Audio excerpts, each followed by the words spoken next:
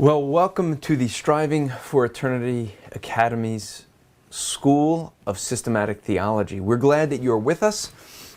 We're going to start with an email for this class. This was an email that came in. I'm going to read it. Andrew, would you please wear makeup? The shine off of your white head is blinding. Sorry. So that was for the email section of the day. But if you have your syllabus, an enrolled student, that's what you get. You get a syllabus and you can grab that and follow along in all the notes. If you want to get a syllabus, go to the website down there and order one. You can enroll in the academy, or you can go to the store and order the syllabuses that you're missing. In case you want to go back and just get the one on hermeneutics, you can do that. While you're at the store, this just came in. What is this? This is 125 copies, let's see if I turn that right, of the most important message you can ever hear. 125 in a stack, $100. I think that, I forget what that works out to be, but like 70 cents, I think, or something like that. 75 for each. Basically, it's at cost. But $100 for 125 CDs that you can give away. So that is on the website. You can get that at the store, which is where? Okay, so store at strivingforeternity.org, and you can order those. Actually, I should mention, you're right, I should mention, if you want to email us at academy@strivingforeternity.org if you want to have anything constructive, polite and nice maybe, or if you just want to insult my white head. You know, it is actually balding more and more, you know, but hey, what can I say? But we're glad that you're with us. This is going to be the start. Now, I was told last week, I didn't know this was going on in the chat room, but I heard, and I didn't quite realize there was actually, I guess it wouldn't be betting because we're Christians, but there was some friendly negotiations going on that I didn't realize, that people said that if I completed the class, the entire lesson last week, that people were upping how much they were going to donate to the ministry. And we're all for that, by the way. Someone gave a $50 donation because I actually got the lesson done. I didn't know that was going on. But I can rest assured we're going to deal with the issue of Calvinism and Arminianism, and there is no way we are going to get it done in 1 week, okay? So lesson 8, we are going to be on for a while. All right. Now, I do want to say this up front, because even in posting online that this was going to be the topic this week, it's really funny how people take jabs and make statements of an extreme definition of one of the two sides, and then when you go to correct them, they're like, hey, keep me out of this debate. It's like, well, wait a minute. You're the one that made it into a debate. You started the argument. But so let us try to remember as we go through these next few lessons that this is, for some people, an emotional topic, a heated topic, and one that we are going to try to do here in a fair and balanced way. Oh wait, no, that's Fox News. But we're going to be trying to do it in a fair and balanced way to be able to explain these issues, these doctrines that are known as Calvinism or Arminianism. We're not really going to deal with the title so much, but you're going to see as we go through this, I want to try to explain what these positions are, what the views are, and really do this in a way that we give a proper understanding of things. This is the issue, is that everyone kind of has, well, differing definitions. And what we often see is that people go off on tangents on an extreme view. Let me give you the two extremes so that we can get them out of the way. One extreme, on the Calvinism side, which is more on God's sovereignty, is going to be the issue that God is the author of sin. Because God completely determines everything, and there's no choice, no will whatsoever. Everything is determinism. Now, God is in control of all things, but He's not the sole cause of all things, okay? And so he's not the author of sin. That's an extreme view when it looks at determinism. Now, what's the opposite view? Well, the opposite view really is open theism, if you're familiar with that. Open theism is this idea that God doesn't even know all things. I mean, he can't know the future because he doesn't know who's going to be saved until they choose him. So their will has to first choose God, and then it's like a surprise to God that, oh, that person just chose me? Oh, yay, I can now regenerate that person. Those are extreme views, okay? So now that we got those out of the way, let's deal with the real views, okay? So we are in book number 2 of our systematic theology. Now with book number 2, we are looking at specifically the doctrine of salvation. And the lesson we're on, we are calling, it's lesson number 8, and we are calling it God's sovereignty and human responsibility. Now, with this, why are we using those terms? Why don't we say Calvinism and Arminianism? And actually, I will say this too, because some people say that these views are not found in Scripture. Whether you go with Calvinism, well, let me finish the thought. So the reason I don't use those labels is because labels are only good if we all have the same definition. If I'm defining Calvinism as believing that God is sovereign in salvation, that God does the saving, and you're defining it as determinism, that God is the author of sin, we have two differing views. Now, I know it's a generalization, but the idea being is that the labels are only helpful if we have the same understanding of the meaning. And what I find often with these is that no one really understands the meaning. And so that becomes a problem. Now, I also want to say that whichever side someone takes on this, let us be fair to say that everybody approaches this from Scripture. I know that's hard for some to understand because they think that the other side from them just has no scriptural support and they got all of it. I forget, do you remember? Okay, so I have I think 60 or 70 verses, I think, of Scripture that we are going to go through in this lesson. So let us not think that the Scripture is silent on this, all right? So the issue here, though, is we need to be fair with what the other side actually teaches. Now, I say that because I've discovered early in my seminary career that most people actually don't do a fair job of explaining the other view from their own. And so what we have here is a case where we look at this and we think our side is so solid. I mean, we have all the answers. And so there's just, why doesn't everyone believe our point of view? And the reality is that everyone's taking the Scriptures, and often what they're doing is they're viewing it with their blinders on. They attack a differing view without giving due consideration of what that view actually teaches. Let me give you an example where I saw this used. And I know this is a tangent, but I already said I wasn't going to finish class. Okay. I'm not going to finish this lesson this week, so give up on that thought. We will probably be taking 3, more likely 4 or 5 weeks, because I want to take time to go through this slowly, okay? I remember in seminary, I was studying out the topic actually of dispensationalism, and we were studying dispensational theology and covenant theology, and I was blessed to have a professor in seminary who taught me, actually not only taught me, required me to study both sides of an issue.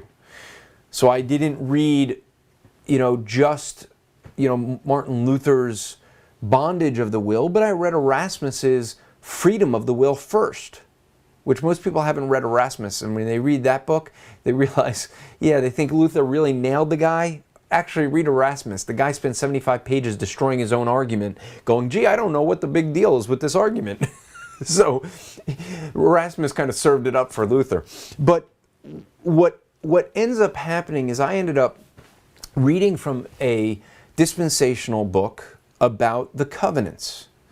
And this is basically what they said.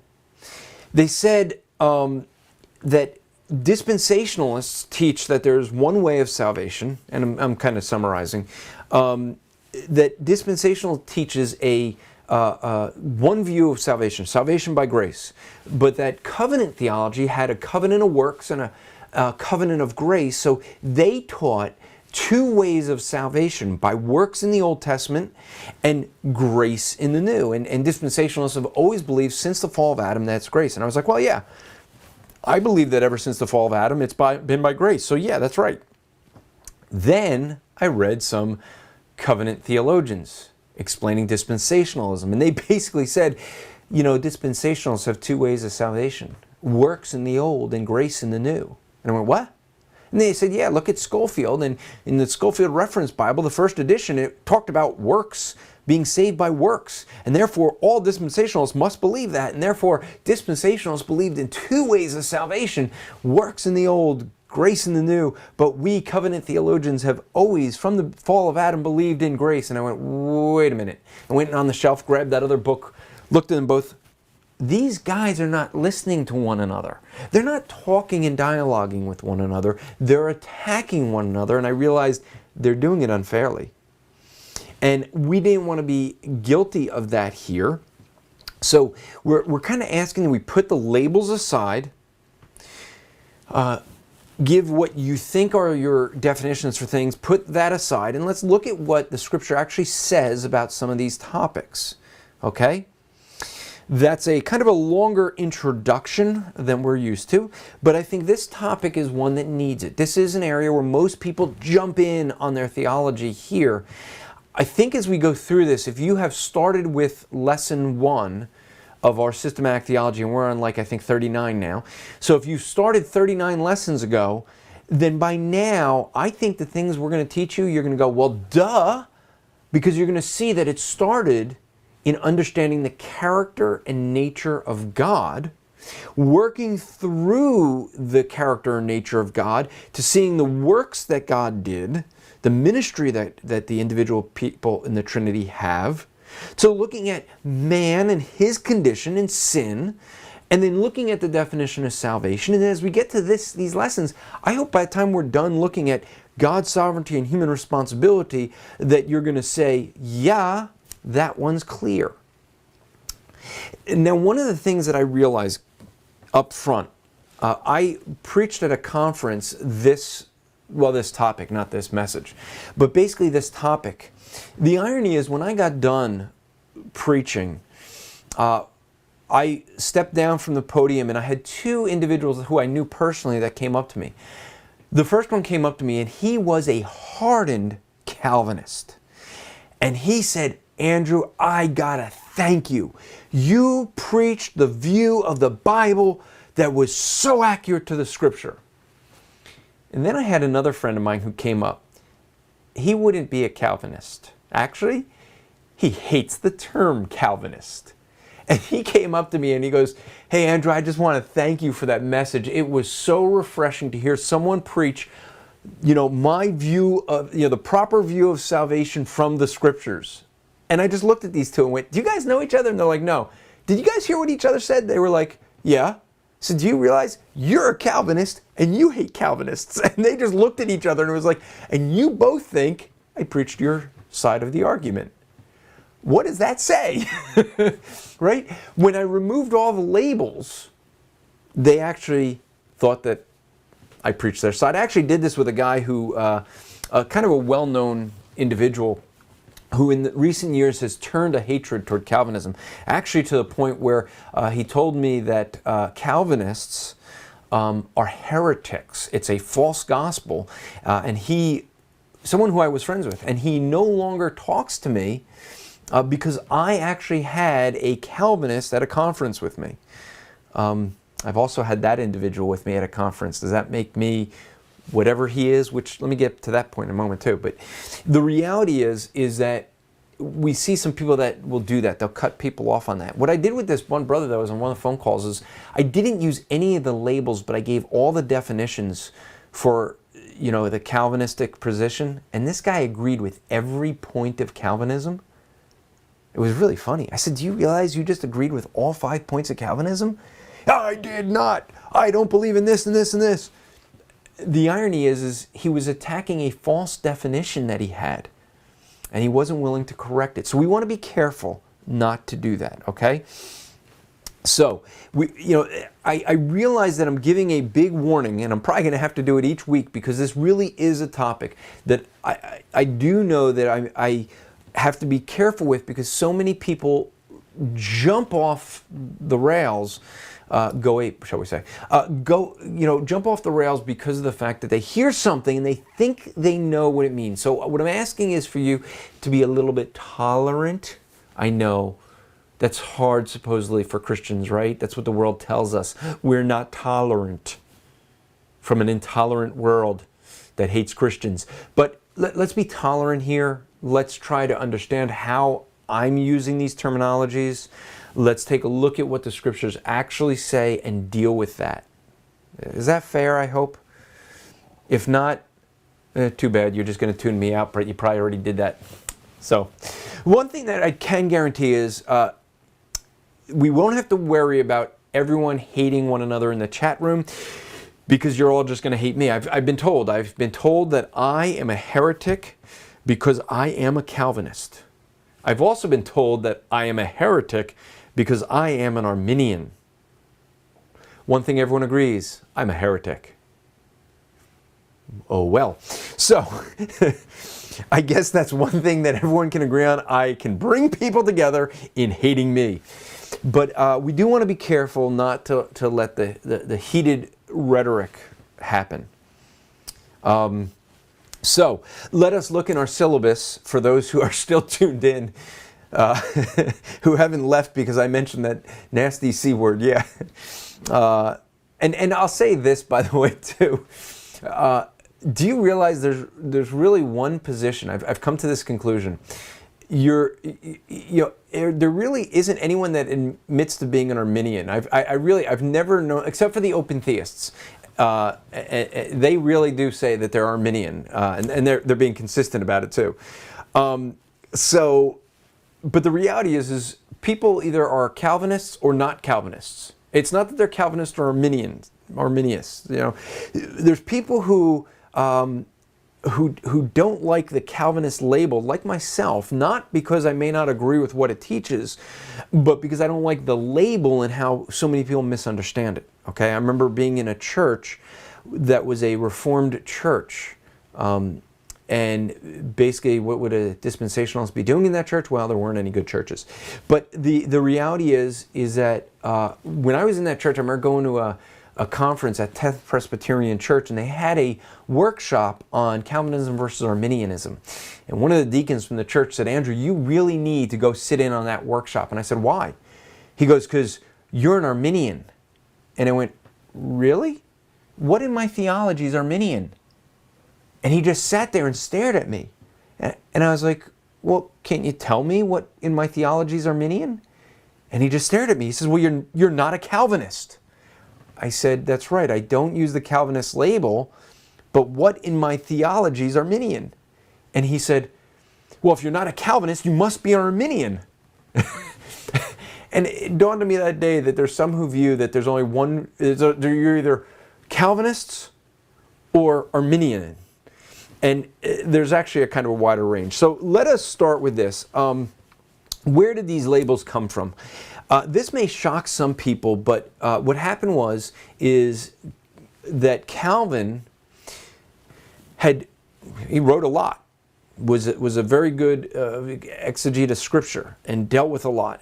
And what happened was he dies, his followers start going off, taking his teachings, and start going off into a degree where Calvin did not go. In other words, they start teaching double predestination, they started teaching determinism, they started teaching that you have no control over anything. I remember speaking to someone that actually believed in this And I asked him point blank, I said, if I just pull back and cold cock you, did I do that, or did God do that? He said, God did that.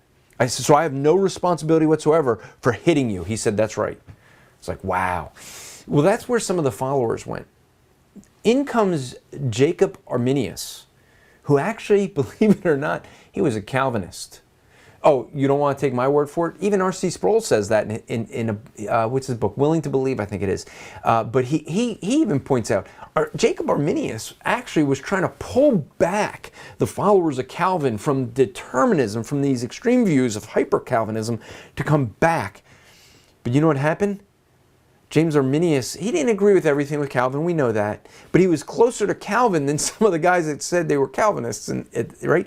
And so Arminius, after he died, his followers went to the other extreme and started teaching that God doesn't do the saving, it's man's choice that actually saves a person. So it's all human responsibility, and then after that, God would save. So what happened was, they came up with 5 points to what became the 5 points of Arminianism, the Remonstra. And at the Synod of Dort, there was the Calvinists who came up with 5 responses. And those 5 responses have been called now the 5 points of Calvinism. And we're going to look at those. They're known as an acronym that we're going to look at in a few minutes. So let's start in our syllabus. I know it's like a 20-minute introduction. I realize I'm being asked if I'm going to do a 20-minute introduction every time. No, not the Synod of Dort. Is that really? No, it's not the Synod of Dork. It's the Synod of Dort with a T. D-O-R-T. Man, you're making me sound like a dork. Oh, I already am, thanks. All right, so the doctrine known as Calvinism is very popular among evangelicals. Some seem to think that a Christian must be either a Calvinist, believing in God's sovereignty, or an Arminian, believing in human responsibility regarding salvation.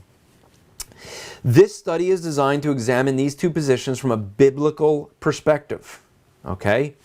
So we are going to start with God's sovereignty, looking at the topic known that, as we said, is known as Calvinism. So that's the one we're going to look at to start with, okay?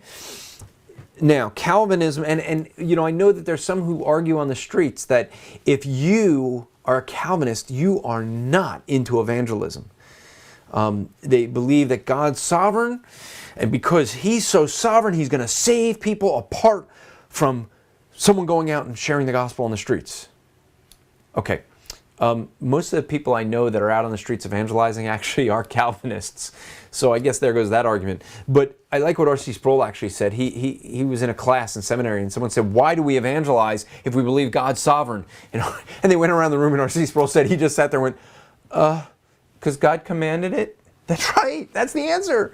We are not responsible for what people do with the message of the gospel. We are responsible with delivering the message. The rest is up to God. Okay, someone's saying the Council of Dort is better than the diet of worms. It's not a diet of eating worms, okay? It's worms. All right, so Calvinism is a systematized doctrine developed by the followers of John Calvin, a reformer during the 16th century. In response to the doctrine of Arminianism, these individuals produced a system known by its acronym TULIP. And that's your first blank there, TULIP. T-U-L-I-P. And we're going to look at what that acronym stands for. I will say that there are many people, R.C. Sproul I think is really the one that popularized it, to retitle these in terms that are less charged, emotionally charged, to kind of diffuse some of that so people can discuss this without some of that. And I may go through some of those redefinition or re-terms, new terminology. But TULIP is the acronym. So these 5 points were to reflect the beliefs of Calvin himself and intended to be understood as a complete set. Therefore, Only a 5-point Calvinist can legitimately say he's a Calvinist. And that's actually a thing that you'll hear people say. Well, I'm a 4-point Calvinist. In other words, they're going to say they don't take the L, which is limited atonement. You'll sometimes hear, John MacArthur for years used to say he's a leaky 4. In other words, he's solid on 3 of them. He wasn't sure about, didn't like limited atonement, wasn't quite sure about the unconditional election. So it kind of not so sure on some of these. The irresistible grace. I think we're going to go through these. We're going to define them. We're going to explain them. And really what I'm going to ask is, this is the first of what's going to be several parts. I'm going to ask that you follow all the parts, because at the end I'm going to give some conclusions. All right? And so it's going to be really important that you pay attention to all of the classes on this topic, so you get the full breadth of it and not jump off a handle and think, okay, I got just this, he's a heretic. I'm going to start with one position, I'm going to get to the other position, I'm going to define them, and then at the end I'm going to tell you what I believe. So I'm basically trying to say that I'm going to try to be fair with both sides, go through them, and then give the conclusions, all right? Okay, so the first is total depravity. If you have in your syllabus a T, the fill in the blank there is total depravity. Total depravity. The term is often misunderstood and probably more confusing than helpful. Okay? Some think that this means that man is as bad, that's your blank there, bad, that some think that this means that man is as bad as he could be, while obviously not all people are as sinful as they could be. So the idea here in this misunderstanding is that some people argue that total depravity means that I act as bad as I possibly can all the time. In other words, I'm wicked, evil, and horrible person all the time. There's no good in me at all, morally. That's not the meaning, okay? So the idea here is that total depravity is not talking about us being as bad as we possibly can be. And this is talking in the realm of salvation. Okay, keep that clear as we go through this. The realm of salvation. It is not talking about morality. You and I can do good things, but those good things do not merit salvation, and that is the issue being discussed. The issue up for discussion is what is good toward earning God's favor. And in that sense, we can't do good. If we try to do something that's good to earn God's favor, it's actually evil. It's filthy rags. Why? Because our quote-unquote good works, or as I think it's Titus 3:5 says, righteous works, they're pretty horrible in God's sight if we're going to compare our good works to God's good work. That comparison, I mean, if we raise up our works, what we're doing is diminishing God's work. We diminish what He did by lifting ourselves up. Yeah, that's why our good works are such filthy rags. Okay? So it's not saying that we are going to be as bad as we possibly can be. We're not all like murderous people. But it is saying that people are going to be, well, let's deal with the next one, the next paragraph, because that's going to answer it. The actual idea of total depravity is that the whole person, that's your blank there, whole person is affected by the curse of sin. Therefore, the whole being is influenced by sin, including one's will. That's your next blank, their will, including one's will. The question we will address here is the sin-influenced human will. This is more, I think R.C. Sproul calls this, instead of total depravity, total inability. The issue here is not how bad of a person you are, but remember when we talked about sin and the influence of sin, if you go back to those lessons, well, that's basically what we're discussing here. The fact that sin affected every part, not only of the human being, but the whole universe was affected by sin. And so the issue here is, was the human will affected by sin? Now, the two views are this. There are some who view that man is born morally neutral, without a sin nature. Being born morally neutral, he can choose to sin or he could choose to do good in God's sight. And he can do that freely because he's not influenced by sin. Okay? That's really where you get to when you get to what's called Pelagianism. And if you don't know the names, Pelagius is who Pelagianism is after. Pelagianism is where they go to that extreme where they say there wasn't even original sin. Let's go to what's called semi-Pelagianism. That's where they say, okay, there was original sin, but with that original sin, we have an ability, basically it said there was original sin, it affected everything but the human will, so people still have an ability to choose God, apart from God doing any work whatsoever. They can freely choose God completely on their own without God working. Okay, that's what's semi-Pelagianism, and really it's also what's called Arminianism. And so the issue there is that the belief that, do you believe that sin has an influence on the will? In other words, when Paul says in Romans 5 that we are slaves to sin, does that mean that our will is a slave to sin? In other words, when we when we do good works, are we doing it even for selfish reasons? That would be sinful. So the idea there in this one, and the reason why some people title this as total inability is because what they're meaning to say here is total depravity has this idea that we are as wicked as we possibly could be, and that's not the point. The idea here is to be as really to look to see, did the effect of Adam partaking of that fruit, bringing the curse into the world, did that have an influence, a enslavement of our will to sin? Romans chapter 5. Sin entered into the world. By one man, Adam, we all have sinned. Okay? That affected all of us. We know that.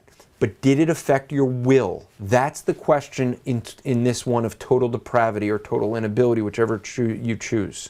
Okay? Now let's look at what the scriptures say on this. And I don't think I'm going to get past total depravity, but that is okay. I had no intentions of expectations I would. But if we look at the scriptures, let's look at this first category. People are born with a sin nature, okay? They're born with sin and a sin nature. Let's look at some verses to support this. We're first going to look at Psalm 51, verse 5. Behold, I was brought forth in iniquity, and in sin did my mother conceive me. Now, David is writing this. Some have tried to argue this verse is actually teaching that David's mother had an adulterous relationship and he was born out of a sinful relationship. That's not the case. Okay? It's not arguing for that. He's saying that he was born with a sin nature. He was conceived. In other words, before he was even born, while he's still in his mother's womb, he had this nature. Now, Psalm 58, verse 3, the wicked are estranged from the womb. They go astray from birth, speaking lies. So that is from the womb.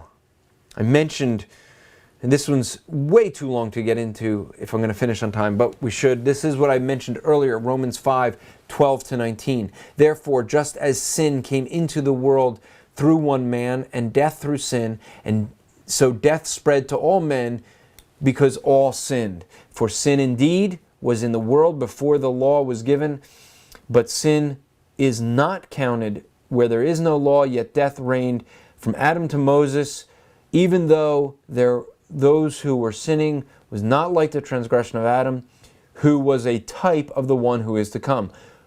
All right, we'll just stop there because we did get, for the sake of time, but you saw what it said, through one man sin entered in. This is talking about the sin nature, okay?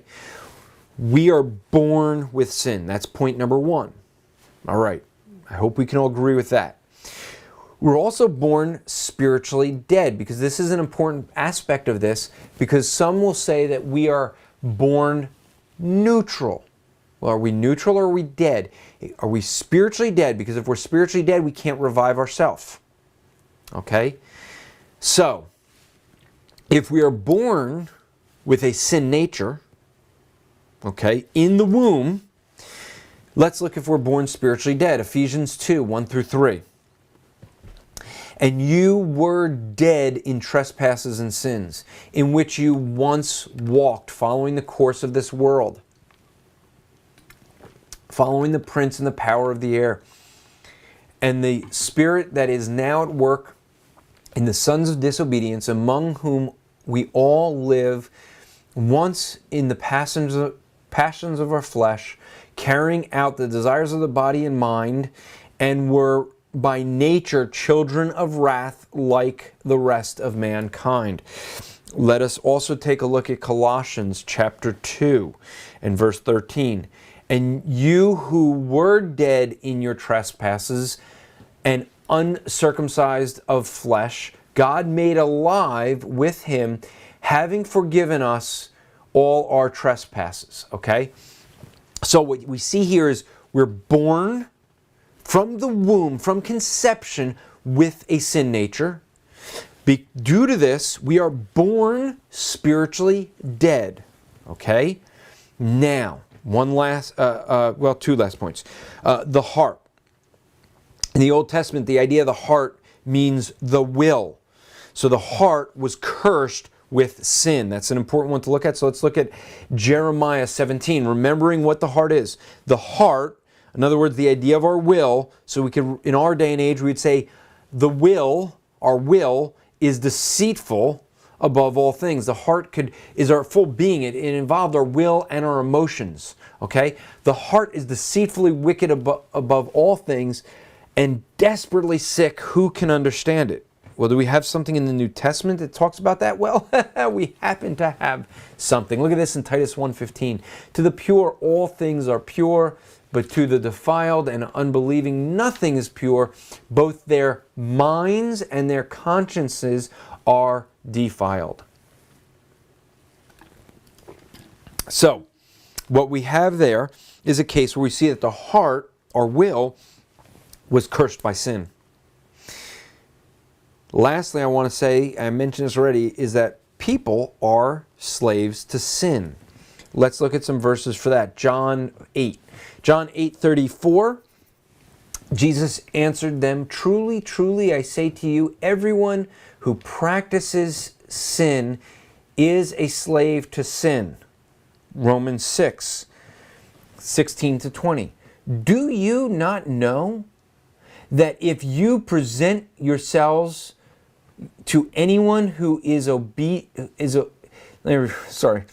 do you not know that if you present yourselves to anyone as obedient slaves, you are slaves of the one whom you obey, either of sin, which leads to death, or of obedience, which leads to righteousness.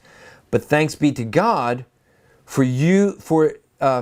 thanks be to God that you who were once slaves to sin have become obedient from the heart to the standard of teaching to which you were committed. And having been set free from sin, have become slaves of righteousness. I'm speaking in human terms because of your natural limitations. For just as you once presented your members as slaves to impurity and to lawlessness, leading to more lawlessness, so now present your members as slaves to righteousness, leading to sanctification. For when you were slaves of sin, you were free in regard to righteousness. So what you see there is that we were slaves to sin. Okay? So bringing this together, I hope this makes it clear that when we look at this, what total depravity actually is asking the question of, was our will influenced, enslaved to sin? I think the answer to that question is yes. Okay? We're conceived with a sin nature. We are born spiritually dead. I would even argue that because of the sin nature, we're conceived spiritually dead. Then the fact that our heart, or the will, was cursed by sin, and we are enslaved to sin. We look at all this, we see that I would argue that we have been cursed, our will included, so that our will cannot, in and of itself, by itself, choose God. Okay? I understand when you got saved, you chose God. I understand you're going to use that terminology. We need to separate the theological from the experiential, okay?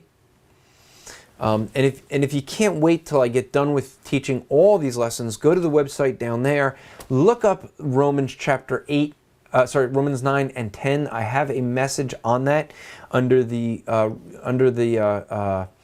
I guess it'd be biblical commentaries or something, I think is what it's under. But if you look under biblical studies, okay. But if you look up just do a search on the website for God's sovereignty, human responsibility. But you'll see what my view is on it if you can't wait, or you can go to our doctrinal statement. But what we have is a case where when we look at this, we see that we have a will that is cursed by our sin. It is influenced by it. Now this brings up an interesting question. If you're hearing what I'm saying, you're going to think to yourself, well, what about children, Andrew? You're saying that children who are conceived have a sin nature and are spiritually dead. Does that mean that if a child dies, it goes to hell? I don't know. We lost a child while still in my wife's womb. I would love to think that I will see that child in heaven one day. But I don't know any scripture verse that I can fairly interpret to give me that assurance. I know some say go to, in 1 Samuel 12 with David, that or 2 Samuel 12, when David says, he's going to see his son again. We don't know what he says. He's not saying that his son is in heaven. He could be saying he can go to death. He can't bring his son back to life. I don't know any verse that talks about that. So, just want to encourage you. I know that we only got to the first of 5 points, but if you have any questions, email us at academy@strivingforeternity. Please contact us there. Let us know your thoughts. Let us know what you think. This is going to be a tough one for some people to get through, and we want to take our time. We want to encourage you to invite others to pay attention, to watch the class so that they could jump in on this. And so we want to have good dialogue on this and not the attacking kind of dialogue, okay? Make sure you go to our store, pick up 125 of the most important message CDs. I mean, you could hand these out, well, for some of you can hand it out in a week. Very easy to give out because they have an intrinsic value, being that they're CD. We had one person who put it in her glove compartment of her car. She wouldn't throw it away, and so she kept it. If you want to get this, and you want to purchase some clear envelopes to put them in, or hard case envelopes, contact us and we can have them shipped to you as well if you want to put them in cases. But we did this way so we can get them even cheaper to you. So for $100, you're getting 125 of them, as cheap as we can possibly make it. All right, Ohio Fire is coming up May 30 and 31st. We strongly encourage you to be registering for that. as much as we want you to make sure you register and come to that. A lot of good speakers. You can go to the website, find out about it. Jersey Fire is not far behind, so we want to encourage you with that. To make sure that you register for those. Jersey Fire is going to have let's see, we got Paul Taylor. No, Paul Taylor is going to be in NorCal Fire. We have I know we have too many of them. I can't keep up with this. So we have let's see, Paul Eric. No, I can't. I'm drawing a complete blank. From Grace to You. That's right, Phil Johnson. You're not going to, okay, so I'm not going to be told because we're going to test my memory. So, okay, I'll go through all of them then. Mark Spence is going to be at Ohio Fire with Carl Kirby Jr. at Ohio Fire. Pastor Eric Cunin will be there. Then we have at Jersey, we have Phil Johnson and Emil Zwang. And then in Ohio, NorCal, we have Greg Kokel and Paul Taylor. So those are all the folks that are going to be speaking. And so make sure next class you pay attention. We're going to be talking about the next one, which is unconditional election. We will continue going through this throughout. Now, we have a brother of the week this week. And if you've been following with us, you know that we want to encourage you to encourage others. Every week, we give a different person for you to encourage. And this week, I want to give somebody for us to encourage. And I want to try something. This may completely fail, but I'm going to try to call this brother on the phone, and let's see if we can actually get him on the phone and let him know, if he's not watching live, that he's the brother of the week. I don't know if this is going to work. Let's see. He's probably not going to pick up. Well, then we'll have to leave him a message. He's not going to pick up. The reason we're doing this is what he did to me, but I picked up the phone. On a live show, he had the nerve to call me and not tell me we were live. Can't come to the phone right now. Please he can't come to the phone. Let's leave a message. Well, it's a pity that our brother, Tim Hurd, didn't pick up his phone, because if he did, he would know that he was live on the Striving for Eternity Academy, being the brother of encouragement for the week. If you look on the website down there, that is the site for Mixler.com, the Bible Thumping Wingnut. That is his name, I guess, on YouTube. Bible Thumping Wingnut, aka Tim Hurd. He does a weekly podcast, and he's the brother we want you to encourage this week. He and another brother, Len Pettis, and another brother, Colin Peterson, I forget now, are putting together the Bible Thumping Wingnut podcast. And so with that, we want you to check out their podcast, encourage them by, I don't know, maybe subscribing to their podcast and listening every week. That would be a great encouragement. Follow them on Twitter.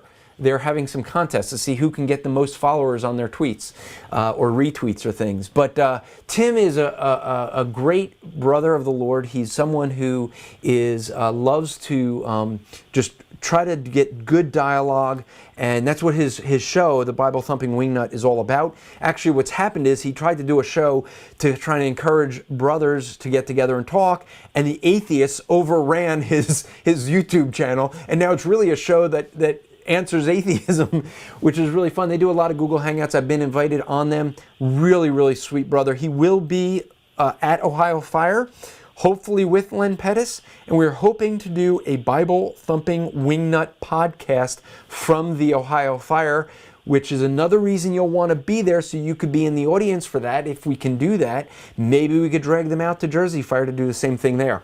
Just a thought. Recording stopped. Your message That's has reached the maximum. all he got to hear. Re-record your message. Press 1. So he will not hear the rest of what we say unless he watches live. But we want to encourage you to encourage Brother Tim this week as he is trying to start up a new podcast and website and do a bunch of things. So, and actually someone's saying, well, they have too many podcasts to listen to. There's a bunch of podcasts. That's actually why you want to go listen to their podcast. What the Bible Thumping Wingnut is trying to do is they are trying to be the podcasts of podcasts. In other words, they're arguing that they'll listen to the podcast for you. They're going to listen to all the podcasts during the week, a bunch of different podcasts, and then what they're going to do is they're going to go and do like a 1-minute review of the different podcasts so that you can see, hey, this is a great, I want to listen to that one, and you don't have to listen to all of them. Let them listen for you, and they'll tell you what to think about it. So we encourage you to encourage him. Remember to let others know about this class for next week, okay? Let them know about this class, and then we're going to keep going and hopefully answer this issue of Calvinism and Arminianism, God's sovereignty, human responsibility. We'll go through this. We're going to continue it next week. Encourage you to be part of that. Encourage others to be part of that. And remember to strive to make today an eternal day for the glory of God.